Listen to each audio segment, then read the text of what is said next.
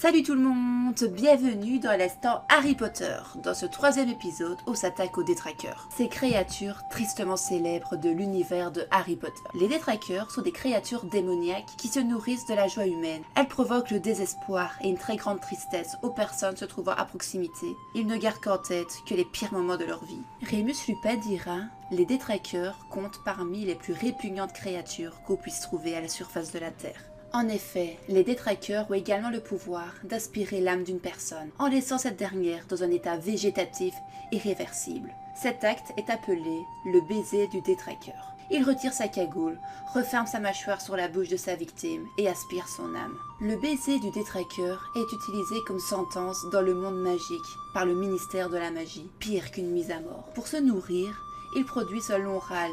En prenant une grande aspiration, ils peuvent également priver les sorciers de leur pouvoir magique. Il n'existe qu'un seul sortilège capable de faire fuir un détraqueur. Il s'agit du sort Expecto Patronum. L'utilisateur doit faire abstraction de ses sentiments négatifs et se remémorer un souvenir joyeux. Plus celui-ci sera heureux, plus le patronus sera puissant. Ce sort prend l'apparence d'un animal.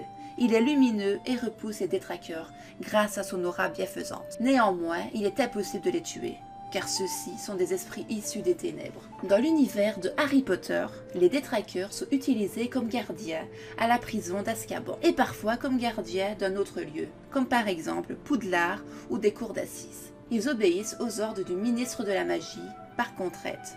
En effet, s'ils étaient lâchés dans la nature, sans limite, ils causeraient malheur et désolation autour d'eux. C'est pour cela qu'il fut décidé de les maintenir et de les faire obéir.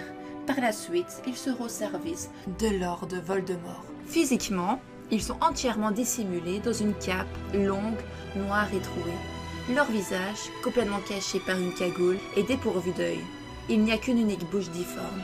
Sa peau est grise et croûtée. Les moldus et les craquemolles ne peuvent les voir, mais ils ressentent malgré tout tous les effets que procurent ces monstres. Selon J.K. Rowling, les détraqueurs seraient une représentation métaphorique de l'état où elle se trouvait à l'époque où elle subissait le chômage et qu'elle voyait la vie en noir, jusqu'à pratiquement sombrer dans la dépression. Elle aurait également rêvé de créatures similaires. Maintenant, découvrons comment ont été réalisés les détraqueurs pour les films. Alfonso Cuarón, le réalisateur de Harry Potter et le prisonnier d'Azkaban, imaginait des créatures se déplaçant dans les airs de façon fantomatique. Il souhaitait utiliser des trucages au lieu d'effets numériques, mais il fut vite déçu dès les premiers essais.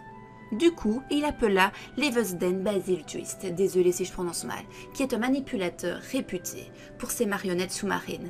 Basil appliqua donc aux détraqueurs certaines de ses techniques aquatiques, mais cela ne convainc pas Alfonso, qui doit se résoudre à faire des détraqueurs des créatures numériques. David Watts, pour le film Harry Potter et l'Ordre du Phénix, souhaitait quant à lui des créatures ayant une présence nettement plus physique.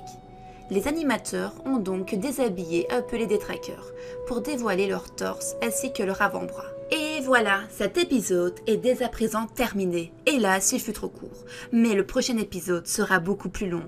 J'espère que cela vous a plu malgré tout. N'oubliez pas le petit like, le commentaire ainsi que de vous abonner si ce n'est pas déjà fait. C'était Obito Uchiwa Masamune de la chaîne Nico Echo. A bientôt jeunes sorciers pour un nouvel épisode.